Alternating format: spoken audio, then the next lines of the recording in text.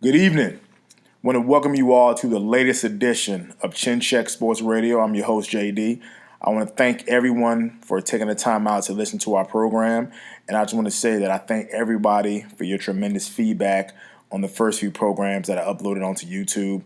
I've gotten a lot of positive feedback and people seem to enjoy our content. So we're going to continue with the good content going forward. I'm open to any criticism and suggestions, anything I can do to improve the program, to improve your listening experience.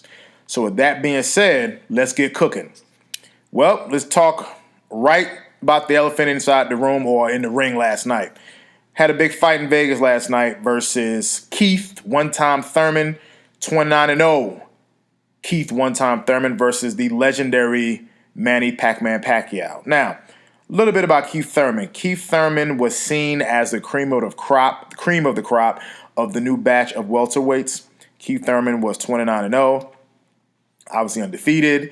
Holds two notable victories over Danny Swift Garcia and as well as Sean Porter, and actually gave Danny Garcia his first official loss, as well as defeated Sean Porter. And both fights were very, very entertaining and definitely back and forth, action-packed fights. So Keith Thurman was seen, including myself,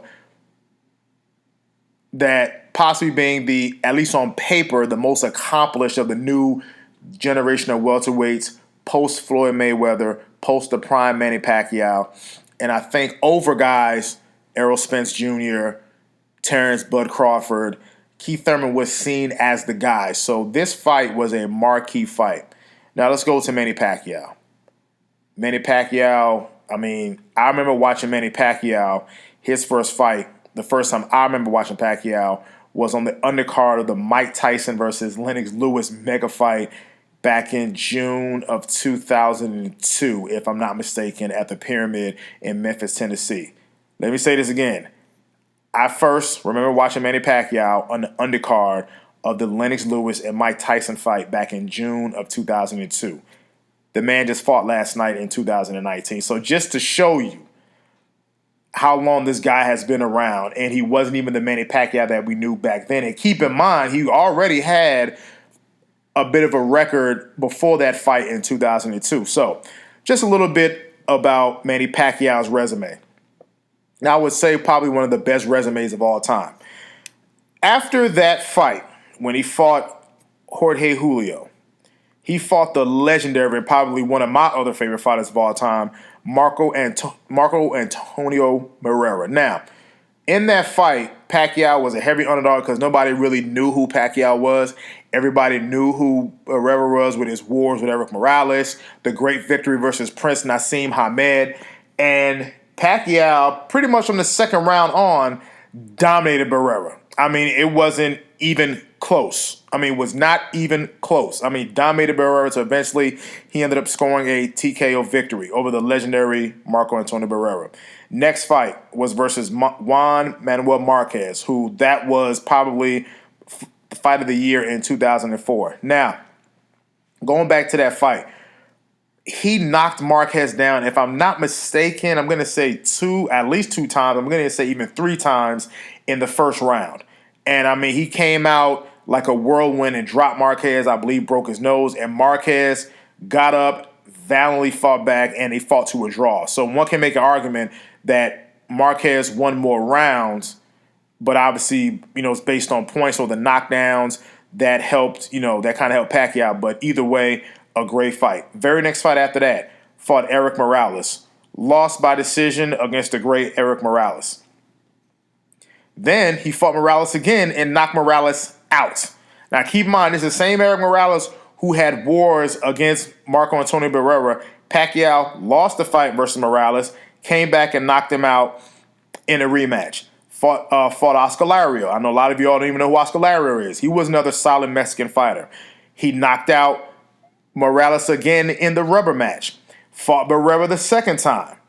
Beat Barrera again by decision. So again, now, from 2002 to 2007, he has fought Juan Manuel Marquez, Erik Morales three times, and Marco Antonio Barrera twice. That is three legendary Mexican fighters. Probably one can make an argument of three popular Mexican fighters at that time not counting Canelo Alvarez because he wasn't on the scene yet. At that time, we're talking since Julio Cesar Chavez. So basically, those are the top 3 Mexican fighters since Cesar Chavez, senior, not junior. Then in 2008, the fight that really put him on the map in December of that year was a great victory over the Golden Boy, Oscar De La Hoya. Now, people can look into that more. I thought De La Hoya was a little bit weight drained because he fought at welterweight or near welterweight, where De La Hoya hadn't fought in a long time. But Pacquiao obliterated Oscar De La Hoya, and Oscar De La Hoya never fought after that fight ever again. The following year, absolute destruction of Ricky Hatton. Knocked him out, second round, cold, starch on the canvas, absolute destruction. Nobody saw that coming. People thought it was going to be an entertaining fight. Both guys are action-packed fighters. Pacquiao was straight ahead. Ricky Hatton was straight ahead. At that time, Ricky Hatton's only loss was against the great Floyd Mayweather. And that was a competitive fight until Floyd eventually scored a TKO victory. And so people thought that Hatton-Pacquiao fight was going to be a rather competitive fight when, in fact, it was a total wash. Came the next fight, which I thought was Pacquiao's greatest performance, was when he beat other legendary hero, Miguel Cotto. Miguel Cotto was a great fighter. I mean, a lot of people kind of saw him towards the end of his career, but at that time, when he fought Manny Pacquiao, his only loss was against Antonio Margarito. Now, one can make an argument with the hand wraps, the beating that he sustained in the Margarito fight kind of took something out of Cotto, but Cotto eventually came back to win the middleweight title, but that'll be for another broadcast. So he knocked out Miguel Cotto actually in the last round, and I thought that was Pacquiao, his finest performance. He followed it up with performances against Joshua Clottey in 2010, the aforementioned Antonio Margarito the same year, and actually, I think, fractured part of his face. Followed that fight up with Shane Mosley. Fought Juan Manuel Marquez again. Then followed that up with probably the worst decision, or one of the worst decisions in boxing history, his loss, and I use that in quotes, against Timothy Bradley. And everybody's watching that fight knows that he clearly won that fight. It wasn't even funny. He clearly won that fight. Then he fought again against Marquez. Obviously, we know what happened in that fight. Devastating knockout. Hey, things happen. Fought Brandon Rios in his return fight. Fought Timothy Bradley a second time. He beat Timothy Bradley. Fought Chris Algieri. Then, after the Chris Algieri fight, was the fight versus Floyd Money Mayweather, the fight that was 5 or 6 years in the making. In May of 2015, lost a decision to Floyd Mayweather. Came back, beat Timothy Bradley. Beat Jesse Vargas, lost another horrendous decision versus Jeff Horn, and that was on ESPN, and Teddy Atlas was going off, and rightfully so. Came back, beat Lucas Matisse, and beat the highly overrated Adrian Broner, which set up this fight between Keith Thurman. Now, again, the list of names that's on Manny Pacquiao's resume. Again, Marco Antonio Barrera twice. Juan Manuel Marquez. Eric Morales 3 times, Oscar De La Hoya, Ricky Hatton, Miguel Cotto, Joshua Clottey, Shane Mosley, Antonio Margarito, Timothy Bradley twice. So this guy has Hall of Famers on his resume and fights, and a lot of fights that really weren't competitive. So going into this fight, you had the young versus old. You had a potential passing of the torch. You had Pacquiao at 40 years old trying to turn back the hands of time, beat Father Time, versus the younger, bigger, stronger, more athletic, everything, all the physical advantages in Keith one-time Thurman. And I believe Keith Thurman said on one of the premier boxing behind-the-scenes shows that in his fights versus Carlos Quintana and Julio Diaz, quote, legends, he retired both of those legends, and what would make Pacquiao any different? Well, a funny thing happened on the way to the retirement home in I'm not going to say a totally dominating performance, but I'm going to say a performance that really defied time. Now, anybody watching the fight can know that Pacquiao is a step slower. I mean, of course, when you watch these fights that I mentioned before versus the Barreras and the Marquez and the Morales, you can clearly see the difference. But this Manny Pacquiao, I thought last night I thought looked as great as one can look at 40 years old with a clear erosion of scales. But obviously, some of the hand speed is still there. Not as fast as it used to be, but the hand speed is still there. And what's funny, I thought he actually was a little bit more accurate with his punches. Can be a little reckless at times, but I thought, kind of didn't waste too many punches. I thought he kept his hands up on the inside. That upper body movement, for some of us who remember watching Pacquiao, I thought that upper body, that side to side, that moving his torso from side to side, you saw that a little bit, but not as pronounced when he was a younger fighter. But again, he's 40 years old. I think the strength is still there. Some of the punching power is still there. Some of the speed is still there. I thought he could take a good punch. I mean, really, besides the Marquez knockout, is the only time he's really been rocked. So other than that, I mean, Pacquiao has always had a great chin, I thought. And that first round, for him to knock down Keith Thurman, that definitely sent a message. I give Keith Thurman credit. He fought, he won his rounds, hit Pacquiao with some quality shots. In the 10th round, now this is why, ladies and gentlemen, why if you ever have a son and you teach him how to box, or a daughter and you teach her how to box, this is why you teach people how to throw body punches. Because I thought Pacquiao was definitely going to the body, I know body punches are not a sexy thing. I know that people look at body punches as not as judges don't score body punches. Body punches don't cause knockouts. But if you invest in the body in the early rounds, they start to pay off the dividends in the late rounds. And I believe it paid off the dividend in the 10th round when clearly Pacquiao drilled Keith Thurman with a body shot. And why my respect meter for Keith Thurman went up was I'm surprised how he didn't go down. Because I've watched guys who get dropped from a body shot and they don't get up. Look at Virgil Hill, I mentioned on another show. Look at Oscar De La Hoya versus Bernard Hopkins. When you get hit with a good body shot, you don't get up. And he clearly was hurt. He clearly was stunned. I thought that kind of took the momentum away from him because I thought the momentum was with him. Kind of going to the 10th round, I thought he was starting to close the gap. A little bit far behind points, but was starting to close the gap a little bit. And I think that body shot, I think that might have killed any momentum that Keith one-time Thurman might have had. But I thought a wonderful performance by Pacquiao, massive performance by Pacquiao. I was actually rather impressed. I was impressed by Keith Thurman. It does raise the questions about Keith Thurman.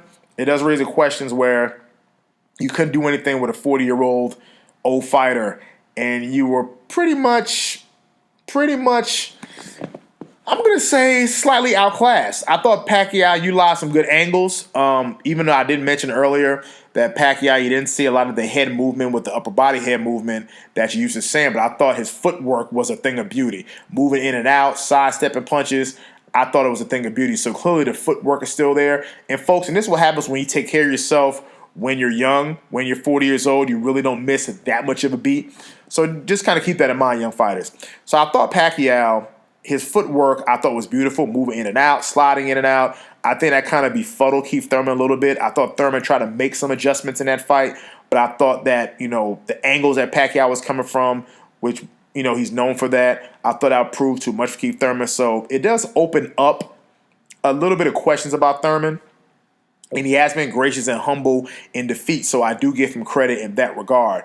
Now, the question that opens up is, you couldn't beat a 40-year-old Pacquiao. What would Pacquiao have done to you if Pacquiao was in his prime? Just a question, not saying anything. Don't read too much into it. That's just a question. You have problems with a 40-year-old Pacquiao. What would you have looked like against a Keith Thurman, against a Errol Spence, against a Terrence Crawford? Just some food for thought. And if anything, that win from Mayweather against Pacquiao, I think that looks a lot better now because I thought people really tried to dog Floyd out, the fact that he outboxed Pacquiao. And I think anybody who knows about boxing and knew about Mayweather would have known that was exactly what was going to happen. He was going to outbox Pacquiao. That's Mayweather's style. He's the best boxer of this generation, one of the best fighters of all time. He can make a case of the greatest fighter of all time. So that TBE stuff is not just bull job. There's some truth to that. So that loss against Mayweather actually looks better in Mayweather's favor because 4 years later, Pacquiao just beat an undefeated welterweight champion. So that's just kind of putting it out there for you. So impressed with Pacquiao. I give Manny Pacquiao all the credit in the world. He deserves all the praise that he gets. Now let's see what he does going forward, because again, there's still some young fighters out there. Errol Spence, Terrence Crawford. So let's see what we're going to do here. Same thing, Keith Thurman. If he wants a rematch, I don't know, the contracts with the rematch clause. I'm not, obviously I'm not too sure of that, but we'll see how that happens. So I'm definitely impressed with Pacquiao's performance. My respect for Keith Thurman went up, especially in that 10th round. He never quit. He never quit. Like some guys, it gets a little too tough. He never stopped trying. He never quit. So Keith Thurman, you have all my respect in the world. And how you set up in that body shot, I'll never know. So that goes to show you the type of fighter, that you are and what the intangibles that you have on the inside. So I was very, very impressed. Quick note before I move on to the next subject. I read an article last night that Kawhi Leonard, current Clippers professional basketball player, was in attendance, and he was being heckled by some Lakers fans. I guess Lakers fans feel slighted that he chose to go with the LA Clippers over the LA Lakers, and apparently some fans stated that Kawhi Leonard was an overrated player and all type of craziness. If you were that Lakers fan who was heckling Kawhi Leonard, you can go to hell. All right? Kawhi probably wouldn't say it, and Kawhi was thinking it, but you can go to hell. Anybody has an issue with Kawhi Leonard, you can go to hell. I mean, a direct flight straight to hell. Kawhi Leonard owes nobody, and I mean nobody, any explanation. That man took the San Antonio Spurs to a championship, beat the heavily favored Miami Heat with the LeBron James, with the D-Wade, with the Chris Bosh, and won the MVP. Things didn't work out in San Antonio, sent him to Toronto. The man just delivered their first championship. Now, y'all can sit there and say Golden State was injured. Who cares? Doesn't matter. The man won the championship. And for people now, for Toronto to be taking shots at him, or the Lakers to be taking shots at him because he chose not to go to the Lakers, y'all can go to hell. Y'all have a team, you have LeBron James, you guys have Anthony Davis, you guys signed Rajon Rondo and the McGee's and Danny Green. So there's plenty of players, in Los Angeles. So the fact that people or Lakers fans are feeling slighted by him, funny, but I don't see the same criticism of Paul George, who decided not to sign with you all. And I believe, isn't Paul George not from the Los Angeles area? So Lakers fans giving Kawhi Leonard a hard time while he's trying to enjoy a boxing match, you all can go to hell. Now, last thing I want to talk about, and I believe I mentioned this during my first broadcast.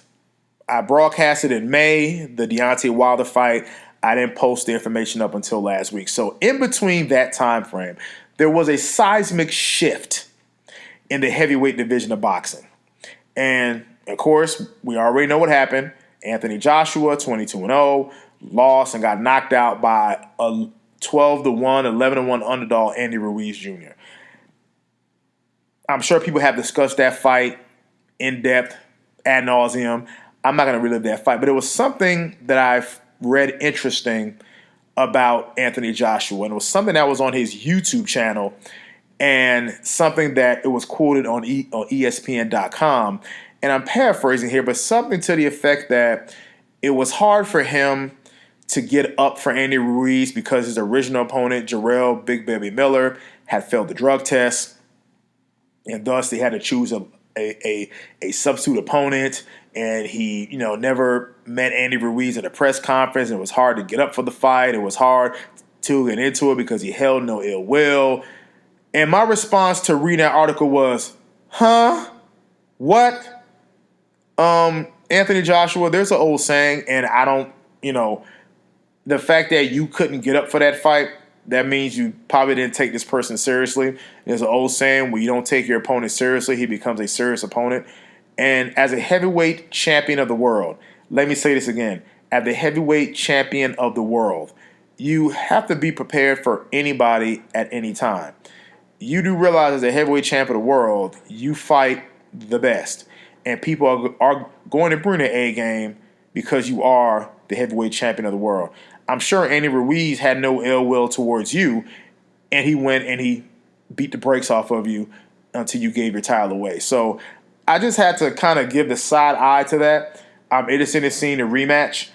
I just didn't go with the theory that, or Anthony Joshua, I couldn't get up for the fight. I just had my issues with that. So I wanted to just comment on that, not say anything bad about Joshua, but you are the heavyweight champion of the world, and that's your job to be mentally ready and focused anytime you step in the ring, because you know as a champion, any challenger is going to be on top of their game when getting their one and only shot. So I just have my disagreements with it. So other than that, you guys take care, be safe, and I'll catch you next time.